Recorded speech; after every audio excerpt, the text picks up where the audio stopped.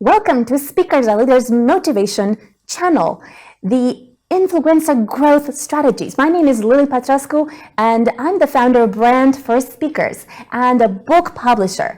And I'm here with my co-host, Harry Sardinas.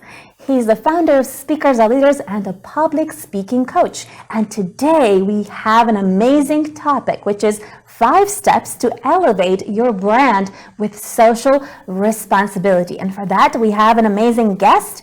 His name is Richard Collins, and he's the founder of CSR Accreditation. And he will tell us all about why it's important to have social responsibility, what that can do for our brand, how we can leverage it, and in what exact ways we can do it. And welcome, Richard, and tell us about yourself. Well, thank you very much for inviting me onto the show. And yeah, my name's Richard Collins, and I'm the founder of CSR Accreditation. But my background was really as a branding strategist. And, you know, right at the beginning, my first job was at BP in Victoria in the late 80s. And the nice thing about that is that I always refer to the story that BP then stood for British Petroleum, and now it kind of it stands a little bit more for beyond petroleum. So you see that evolution that a brand can have. And I think, you know, my journey moving from branding into social responsibility is kind of evolving, you know, where branding is today.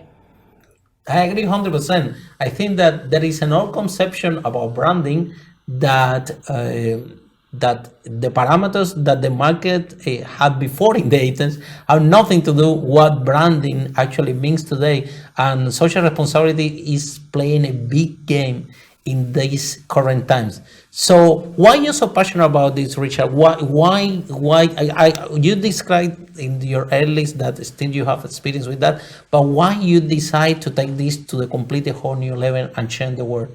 Well, I think the thing is, you know, there is a nice piece of language around branding, which I've always identified with. That is, your brand is what people say about you when you're not in the room. In other words, branding is about, you know, reputation, and it's about word of mouth and referral and how other people talk to you about you. And I think the reason that resonates so much with social responsibility is that, you know, we are now judged on our actions, and this is something I've always been super passionate about. You know, I think, you know, we have to give back. You know, we live on planet Earth. We have to do something to leave it in a better place than it was when we arrived. And I think that is something that we should all look to do. And we can all do that in our jobs and our private lives. And, you know, if there's ever been a leveling field in terms of social responsibility, it's been the pandemic, which has been this kind of global wake-up call. And the conversations I have so many times are where people are saying, gosh, you know, I noticed the environment, I noticed my neighbours. And something people talked about the new normal, didn't they? And I thought, well, is it a new normal, or is it about an authentic normal that we forgot about? We got so caught up in our digital lifestyles that we kind of forgot to look at the environment. We forgot to actually see who lives next door to us. And I think now that's really about engaging with those things that are just so really important. I have to say also, I don't know, Lily, if you agree with me, that the young generation is playing a massive role in that. A lot of people have a lot of opinions about this young generation, that they're millennials, that they're playing with computers, spending so much time in social media. But something that the new generation is key, in my opinion, in this subject is that again and again we see companies and startups by the new generation, and they're very, very responsible, very aware.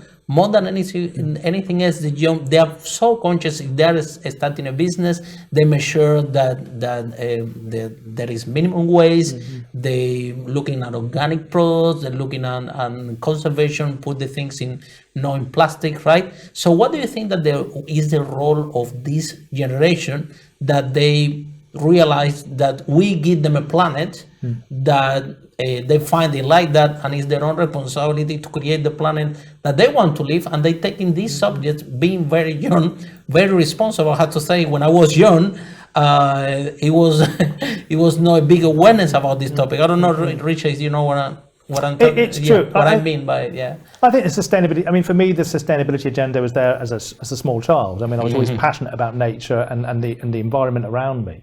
and kind of I grew up with that. But also, I'm part of that consumer generation, and I've grown up in a culture that is eat it and throw it away, buy it and throw it away. It's it was normal, right? It was normal, yeah, and that was my parents' generation, with that post-war generation, that kind of were very thrifty, looked after everything. And in fact, it's funny because I speak to people of that generation. They say, well, we were the original sustainability generation. When we had milk delivered, it came in an electric milk float in a glass bottle. I mean, we've kind of lost that. Everything is disposable and throw away. We throw it all away. But you're right about the generation. It's not the millennials. I mean, the millennials are getting a little older now. So we've got the Gen Z and the Gen A generations. And this is a generation that really are thinking hard about their purpose and value and what they want from the world that they live in. So much so that we have seen people taking jobs around their purpose and their sense of, doing the right thing over price, over wage. A big shift into the third sector, into the public sector from the private sector. And what's worrying for employers, which is why brand is so important, is there's a big gap emerging. And that gap is, a skills gap where people are desperately holding on to their staff because they know if they go, they're going to struggle to replace them, because we are shifting to work for the companies that are doing good, are showing that they care about the world, that they care about their workforce, and they care about their communities. Why is it important to be aware of your brand? Why should people care about their brand and how their brand is perceived? Well, this is all about scrutiny now, isn't it? We live in this social media age where everything is visible and the public have, kind of a voice. So, through Trustpilot and things like that, people will comment on stuff. And through the rise of influencers on social media, people have this opinion and they're very quickly shut down. We have this kind of cancel culture, don't we?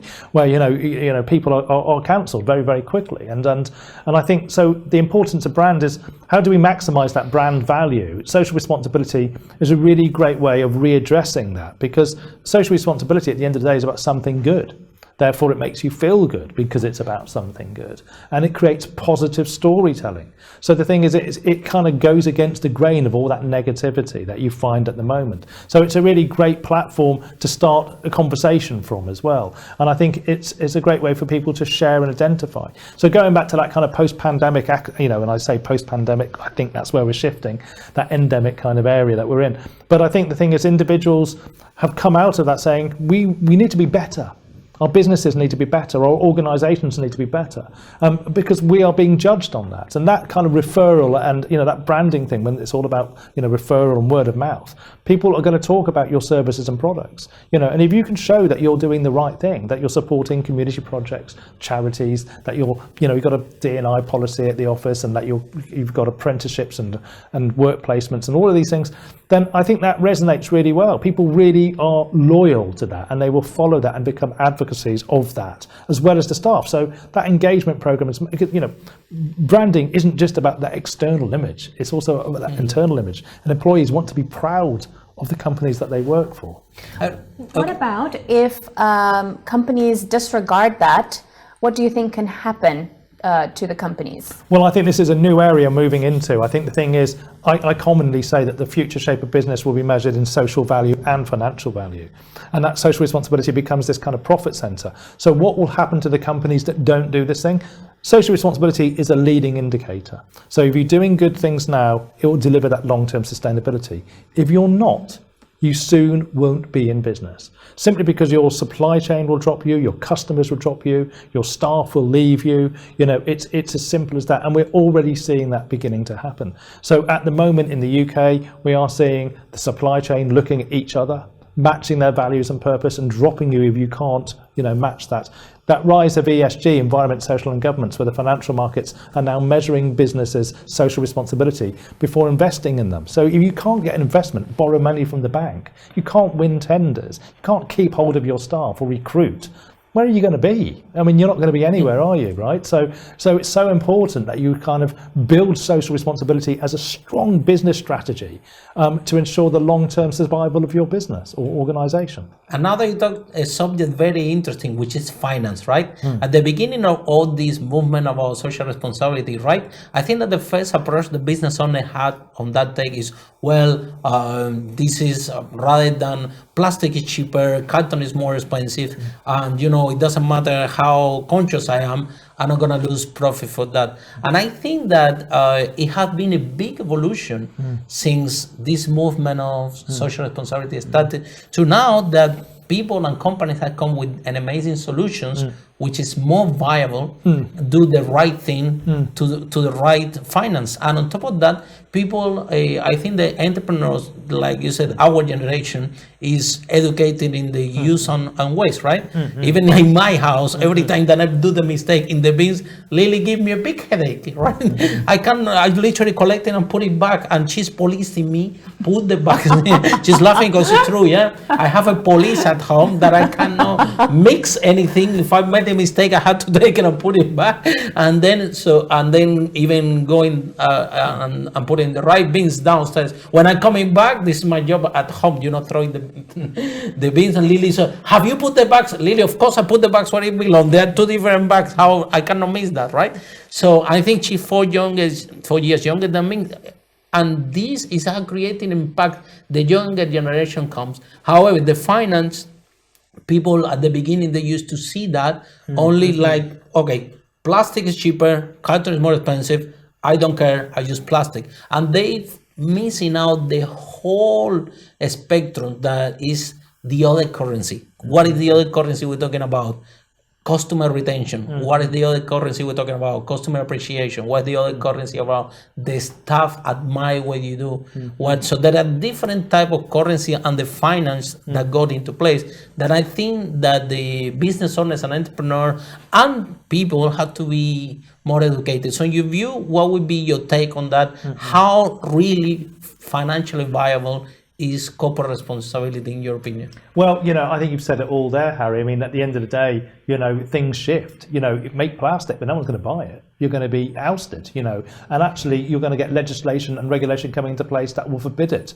So put all effort into being a single-use plastic company and you won't survive. So the thing is, those market forces change. The rise of social responsibility has partly been because it makes commercial sense. And if business is behind it, then it's going to be invested in and it's going to be successful. So I talk, about that return on social investment. So, the questions I get quite often is, you know what, Richard, we don't have time for this. We don't have the money for it. We can't be bothered. And I kind of say, well, look, you're doing it already, but you can't see it. And it's not a cost, it's an investment. You're investing in the success for your business. And it's about how we value things. So, we always talk about value being kind of a financial thing, but social value is very important. How do you value health and happiness and satisfaction and purpose? And these are really important currencies as well. So I think what we're seeing is a shift towards doing good because, we need to be doing those things. We need to be, looking after the environment and looking after, our mental health and well-being, for example, and all these other things, and engaging with the community in a powerful and meaningful way. So I think those businesses that said, look, it's cheaper to buy plastic, well, it might be, but people are prepared a little bit more not to do that. Rules and regulations will change about that being legal in the first place. We're going to see a shift against all of these things. So they're going to get left behind, and we are seeing, a massive shift, not just in the UK or in the West, but globally, towards a better sense of, social responsibility and sustainability. So what are the 5 steps that any company should use in order to elevate their brand through social responsibility? So 5 steps really have to start off with looking at what you're doing already. So at CSRA, we've developed the 4 pillars of environment, workplace, philanthropy and community. Philanthropy and charity kind of interchangeable. But those 4 pillars become a really neat set of receptacles that both of you can recognise. Environment, recycling, travel, procurement, workplace, it's about, D&I, it's about mental health and well-being, it's about ethical governance and so on and so forth. And if you look at community, it's about, buying locally, recruiting locally, supporting local issues, and of course philanthropy, volunteering, giving, fundraising, cash giving and all that kind of stuff. So all of these things, most businesses are all doing. In fact, not most. We haven't come across one organisation that isn't doing an element of any of those things. So what are you doing already? Number 1, audit yourself, benchmark yourself, use those 4 pillars. Number 2 is the enablers. So the enablers are, well, who in the business is going to help us do this? So, what we do is we kind of look at the fact that social responsibility CSR, as it is known, started off as a corporate social responsibility, and we want it to be more inclusive. So we want social responsibility to be about companies, charities, communities, about consumers, about citizens, and about us together collectively. So if we can identify the enablers within our organisation, the ones who can help put together that benchmarking, can help run those schemes. If you're a big company, talk to HR, talk to facilities, talk to your legal department. Work together to see what you were already doing and pull those things together. So number one, recognise what you're doing. Number two, identify the individuals who can help make that happen, continue the journey, and so on and so forth. And then number three is make sure that you're validating it. So there's nothing worse than just saying stuff that you're not doing. And a lot of companies do that. And they don't necessarily do it because they're lying. They just haven't, they've said, look, we've reduced our carbon footprint by 40%, but they haven't actually got anyone in to find out what their carbon footprint was in the first place. So how can you measure something that hasn't been benchmarked, So I think it's really important to say, what are we doing and who's going to help us do that? But how can we validate? If you're supporting a charity, get a letter from the charity to say, thank you for your support, a testimonial.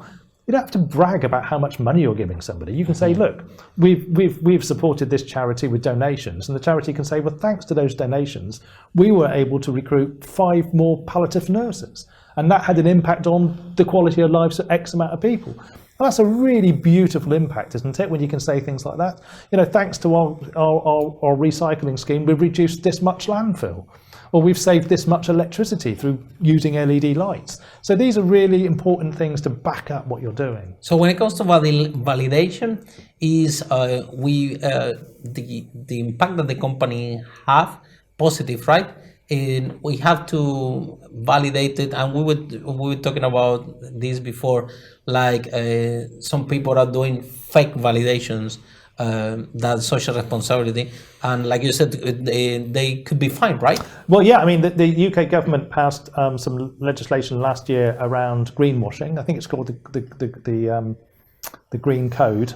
I can't remember exactly the details. I'll have to look that up. But it's some legislation, and really it identified that already there are 40% of UK companies are making claims about their sustainability that can't be substantiated or backed up, and that companies will be fined in the future for greenwashing.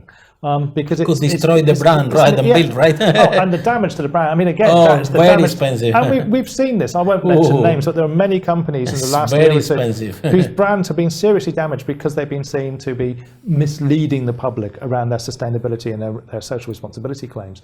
So the thing is, there's a real driver towards doing that. And the great thing about what we do with CSRA, the accreditation, is our accreditation is an independent validation of an organisation's social responsibility. So we have a panel of 50 professionals who will assess an accreditation application, and therefore it's that independent assessment that can look for the evidence to support the claims, and when they become accredited, they know that they've been independently validated, and that's so important to get third-party validation. It's not just us doing that. There are things like B Corp and Planet Mark and a whole load of other areas, but we take a truly holistic approach. Those 4 pillars really kind of sit at the centre of that social responsibility universe and help an organisation look at their ESG commitments, that environment, social and governance, and look at how they can identify the Sustainable Development Goals of the United Nations, how they can align themselves with being part of a bigger movement that they can kind of help to validate themselves.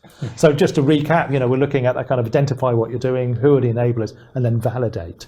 Very important. I like this word, holistic approach. Yeah, so it's another way to see it, right? Mm-hmm. So can you expand a little bit on that concept, which is I'm aware created and invented by you?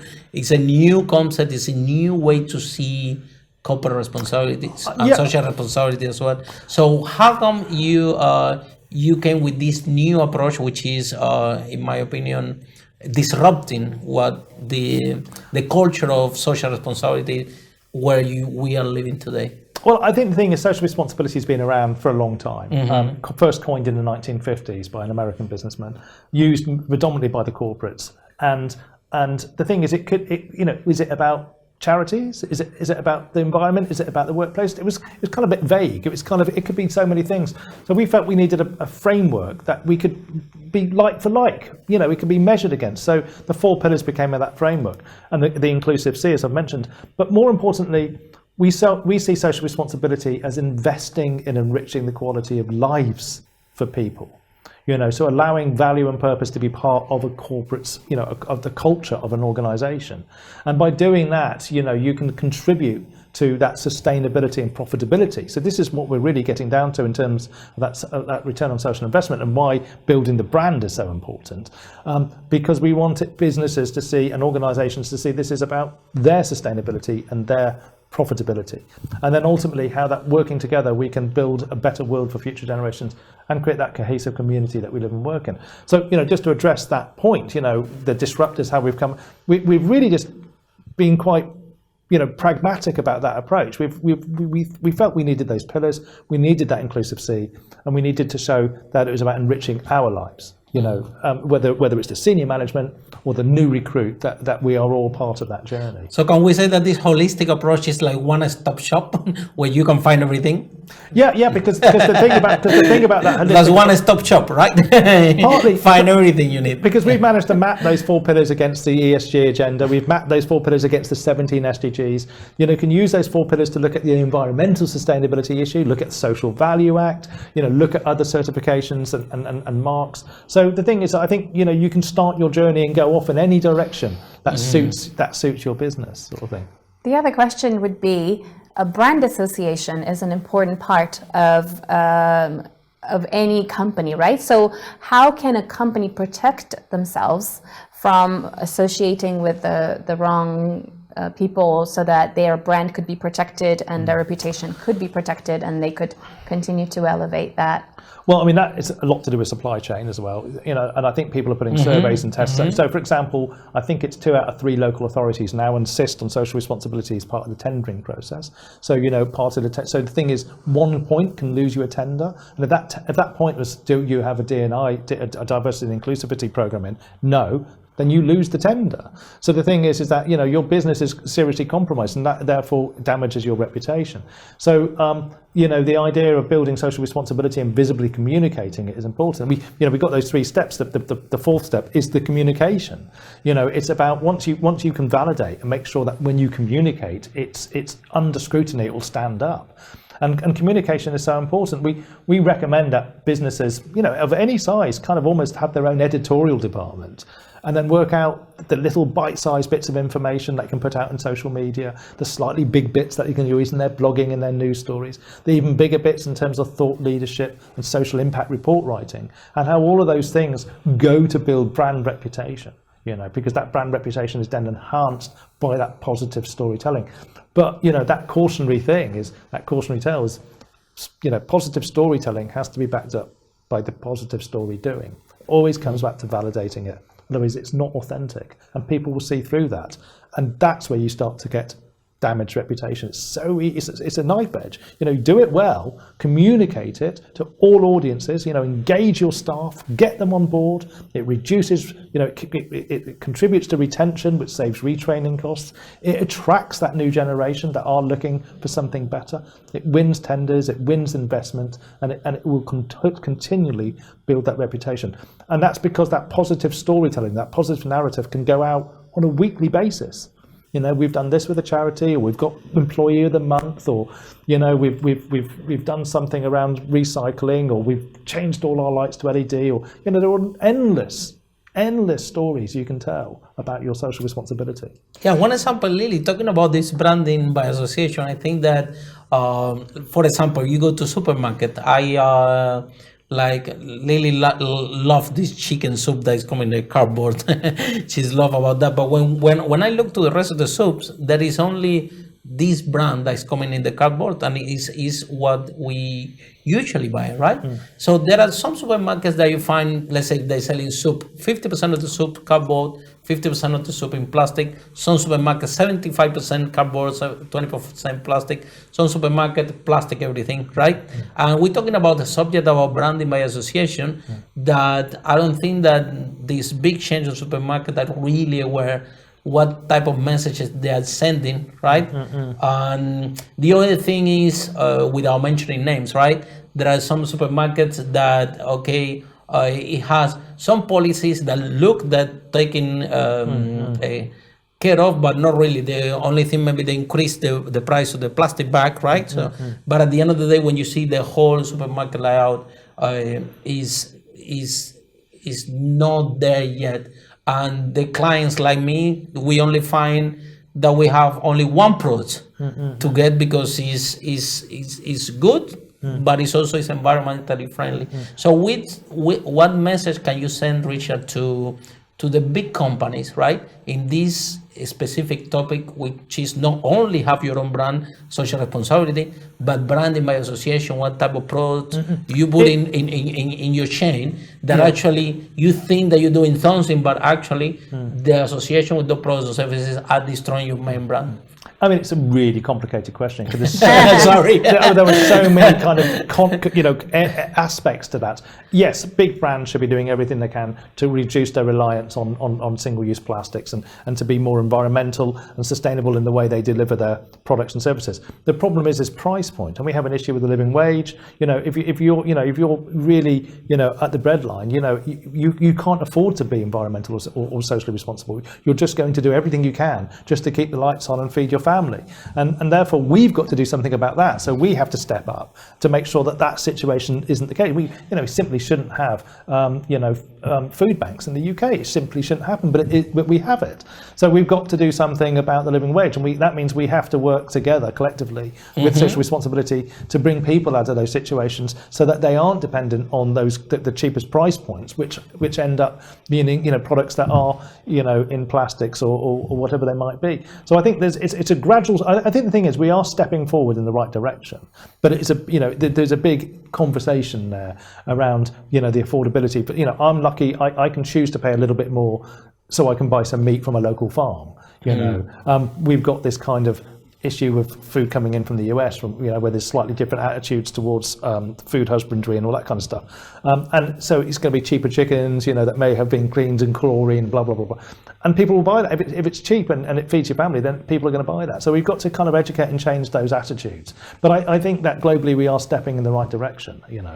And the question is, once, let's say, a company has the accreditation that you offer, how can they leverage that in order to elevate their brand?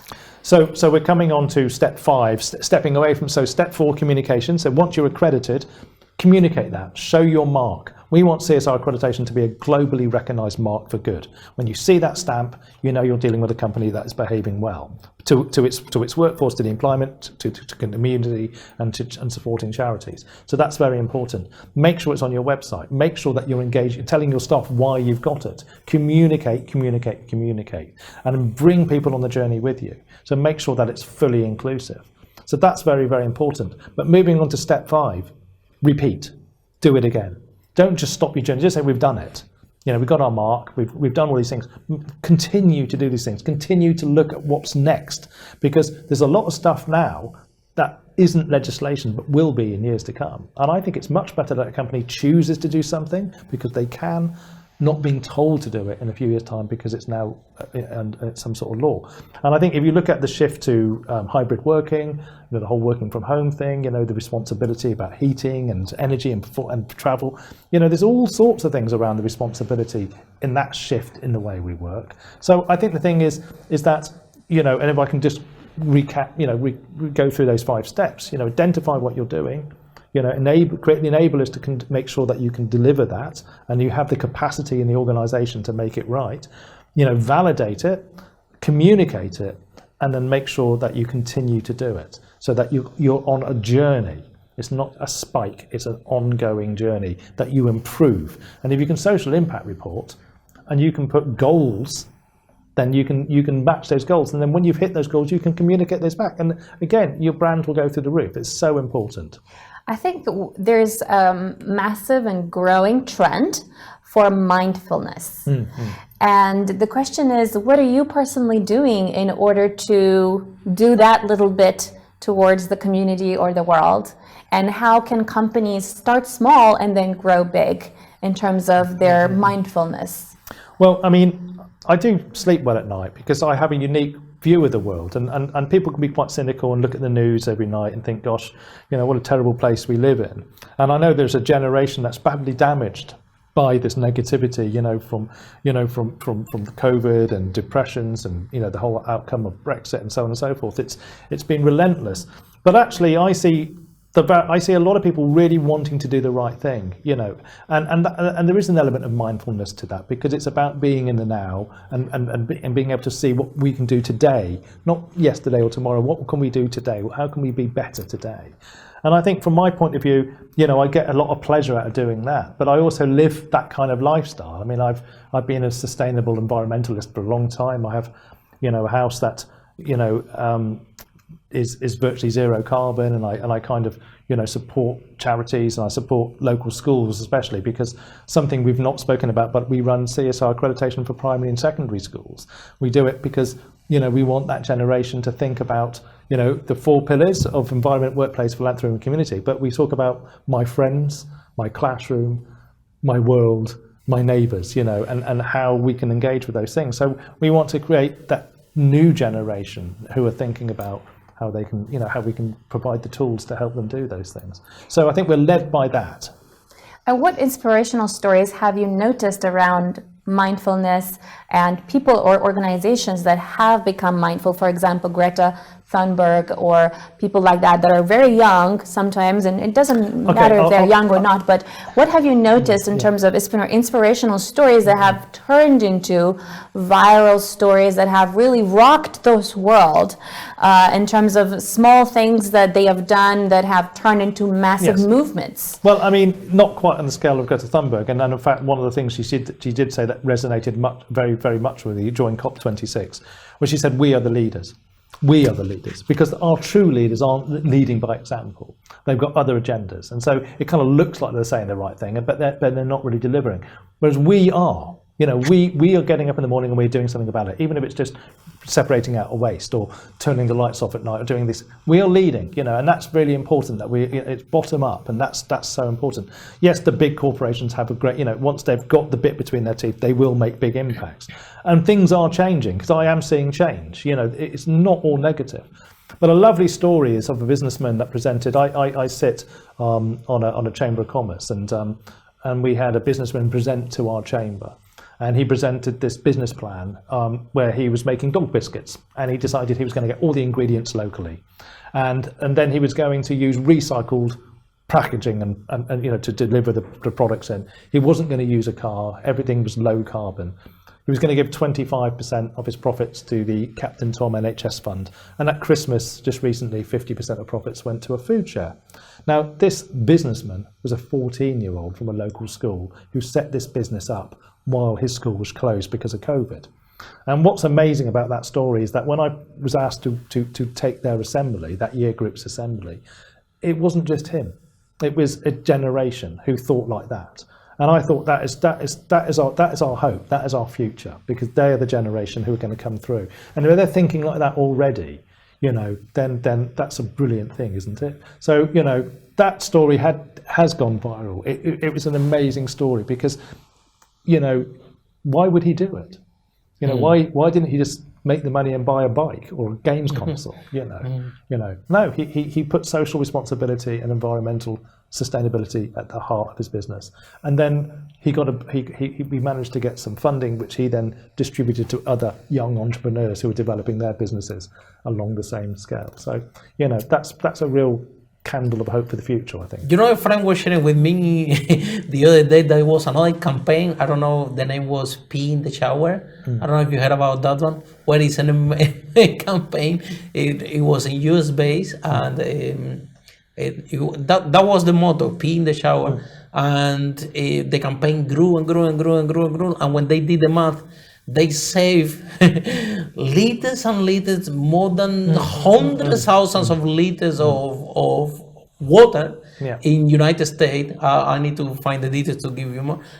Just by that concept, right? Just by this small movement, and it was Pee in the Shower. And apparently everybody get familiar with the message. Everybody understand what they were trying to do. Everybody engaged with that. Everybody started to actually do it. And when they did the math, the saving in water was massive. Oh, it's they great. couldn't Yeah, believe yeah, how yeah. much literally water they saved.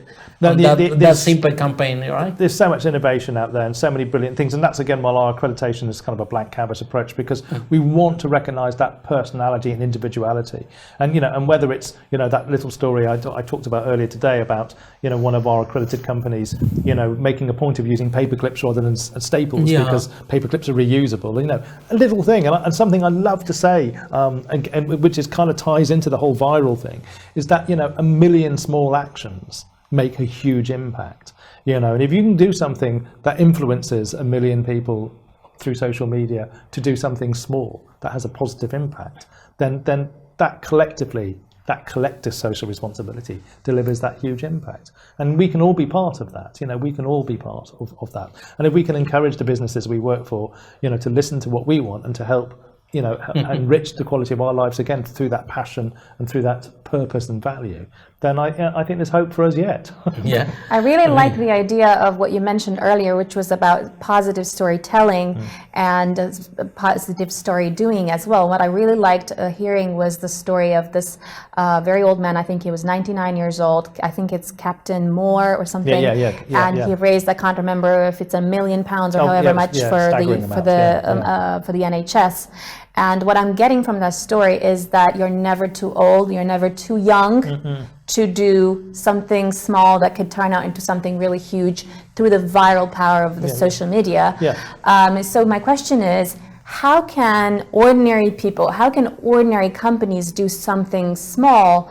What kind of small actions do you recommend, for example? Something really tiny that they could do that really could amount to a big thing. For example, I don't know, turning off the water when they're brushing their teeth, or I don't know, if you can give us some small things that any company or any individual could do to not only do the action, but then leverage it for social media so that they could attract and elevate their brand. Well, that's about measuring what you do and then reporting impacts.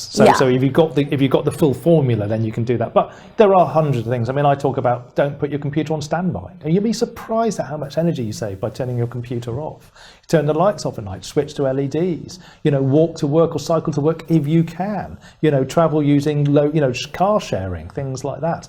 And in terms of food, I read the other day that there's 30 billion tons of food waste, which is, of the equivalent amount of, gas into the atmosphere. And I think it's, what would it be, methane? Not methane.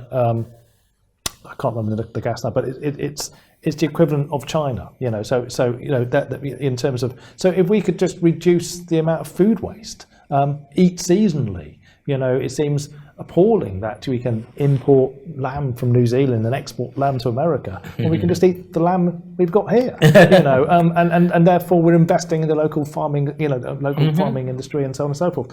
So I think that there are lots of tiny little things that you can do. Again, towards the paperless office, towards single-use plastic usage, towards even things that you talked about, mindfulness.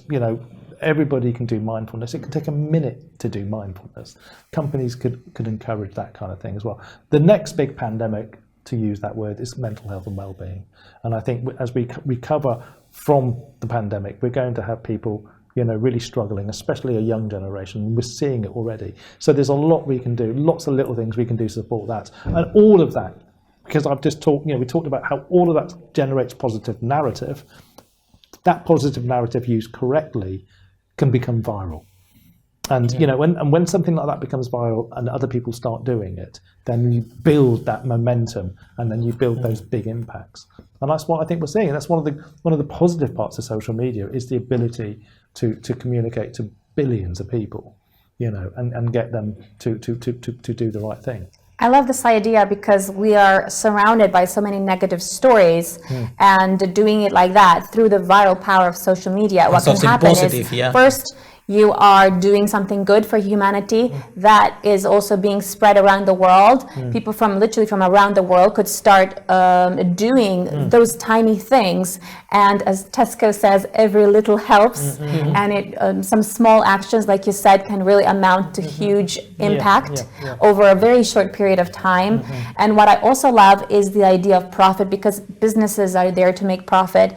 And if they can have viral social media impact and marketing, what happens is that they can engage and retain staff, and they can, motivate them and have them be really driven to stay there, to produce more, to really, because there's such a big trend on working for a company that really makes a big difference. So I really like that. So what would be what should our viewers do now that they've listened to all of this? What should be their call to action? What is the one thing that you recommend they should do? Well, just to pick up on that, we like to say doing good is good business. And we mentioned earlier, if you're doing good, then profits will follow. I mean, and that's the way round it should be done. Not the other way around. I think that's the more authentic way of doing it. But what should we do? Well, you can register on our website for an accreditation. Now, you don't need to go through the accreditation, although we would love you if you did. But when you register, you get a guide, and that guide gives a list against each of those 4 pillars of the sorts of things you could be doing. So it's a prompt, it's an aide-memoire. So you can run down. We're not saying you have to do all the things, because we're looking at every sector, from beehives, to multi-story car park owners, to hairdressers, to factories, to lawyers. I mean, every industry sector is going to have nuanced and individually kind of attitudes towards their social responsibility, whatever it might be. So the thing is, we give a set of lists that you can run down, and it really helps you write up. We get you to draw a matrix, and in the matrix we put environment, workplace, philanthropy, and community, and then start to write in those boxes. What am I doing now? What am I doing now? And what we find is so cathartic, and so many people say, you know what, I'm not doing anything. And then they look through the list, and before you know it, they've got several sheets of A4 paper scribbled out. And they get really excited, because it's like, oh my God, I'm doing a lot more than I thought I was. And that makes people feel good. And now we're just saying, well, tell people about it. So the thing to do is on our website, we have a great resources page, and you can download a toolkit, which is your CSR journey, which has the matrices and has the lists in it as well. So you can use that as a little bit of fun for yourself, if nothing else. Download and just look at what you're doing today, and you'll be amazed. And also, Richard, as you're especially and coming from a branding background, we can put something in place where companies actually can put this positive communication in the social media. I think that companies, they have a marketing budget, they have the budget to brand awareness, and I don't think that they have realized how the big potential and how effective is financially to channel a percentage of this budget to invest in social responsibility, to invest in the accreditation, to invest in the communication that the clients, suppliers, prospects we have, and how much leverage they can get financially for their own products or services. And I think that if you go to any company and you see the marketing plan and you evaluate, there is money to do this ad, money to do this, money to do that, money to do that. So you're talking about hundreds of thousands of pounds that is doing the same like everybody's doing. There is nothing new, there is nothing disrupting. So everybody's having the same way of keep the social media, the same way to raise brand awareness, the same way to do that thing. And they are missing out a huge opportunity by, with the fraction of the cost, have 10 times, 100 times more impact. And also doing the right thing, right? Yeah. Well, this is it. I mean, social responsibility is the new marketing, and that new marketing is free because it's generating good storytelling, and that storytelling then builds brand, builds reputation, builds communication, engages people at every level. So it's one of those rare things you can say it literally is win-win. A lot of people use that wrongly, but in this case it genuinely is a win-win situation. You can't go wrong, providing you validate it, providing you're not making it exactly up. It's got to be authentic. That is on it and authentic. It's got to be true. So what would be a last motto that you could leave for our viewers, a last quote or an action that they should take? Well, I think the last thing I would say, it's amazing what you're already doing that you don't talk about. So talk about it. Exactly. And perhaps, like you said earlier, do good and profits will follow. Yeah, profits will follow. Do and profit, yes. And then one last take, I I would like to ask a question about the government. So we're talking about the people, we're talking about business, we're talking about the organization, we're talking about the employees, we're talking about us as a society. We're moving forward in the way the business are creating, the way that we live, right? But how about government? Is it government has to be the last piece that after the society is moving, they come at the end and puts laws and create frameworks to to make that happen? Or there are some examples, I think, for South Africa, you share with us, India. So there are already some governments in the world that actually are taking seriously and how well our UK government or the European governments, how much education still they need, or what can we do to get everybody on the same page? Like entrepreneurs are doing the best they can, society is doing the best they can, the market is actually buying the product more and more, that they are more responsible. So how come we are all here and our governments are here when they supposed to be leading us rather than be behind the wheel? What's going on? Like I say, we lead, businesses lead, individuals lead, governments don't lead. And the problem with government, I think in most countries, is that, I always like to think that a business should think like an oak. In other words, it should think for the 100 years, the 200 years, the 500 years. Governments have a short cycle. And unfortunately, what they tend to do is undo what the last lot did when they come into power. So their agenda is sometimes, it is not truly, in line with what is right for their country. Having said that, though, there is a lot right. Again, we do shuffle in the right direction, and there are lots of people that we don't hear about, we don't know about, who sit around and they write up all this legislation and regulation, and they communicate with each other. And gradually things, Clean Air Acts are put into place. We had the right to reuse or right to recycle. So, the law that forbids companies. There are some countries, you give us an example, I think India, South Africa, something that they're doing something about it. In India in particular, India is quite advanced with its social responsibility, and I believe that it's mandatory to deliver social responsibility. Certainly once your company has reached a certain level of profitability, you have to by law give back, and you have to validate by law what you're doing as well. So that is kind of a legislation in India, and there's a big CSR industry in India that supports that. I think countries like South Africa do the same thing, and I think to a degree there are other places. And of course within the UK and the globe there are things like ISOs, and there are things that we have to abide by. So I think globally there is stuff. But in terms of when you look at what's happening today in England with our government, we have a government that's got such poor corporate governance. It's not held to account. It doesn't seem to show any morality and around what it's doing, and it's such a shame because there are so many really good, passionate politicians out there whose brand is being destroyed by the actions of a few at the top of our government at the moment. But can we say that, give it a take, the world will be leading in that direction? That they will be mandatory to in the future to have. It's coming. It's coming anyway. But it's going to be so driven, better to stand now, right? Yeah. But it's going to be driven by business, not by government. It's going to be the markets that determine the success of social responsibility, driven by what the customer wants. Excellent. And with that, we would like to say thank you so much, Richard, for this amazing interview that we have in a topic that is very important. And like I said, it's us, the entrepreneurs, that we have to take the lead and change the world for the better place. Any few words, Lily? And if you're watching the Speakers are Leaders Motivation channel, please subscribe and leave a comment. And we are sure to bring some very exciting guests such as Richard. Yeah, write in the comment, what are you doing in terms of social responsibility? What initiative are you doing at home? Who can you help? What friend can you get enrolled in this idea? And we see you in our next show. Bye for now. Bye.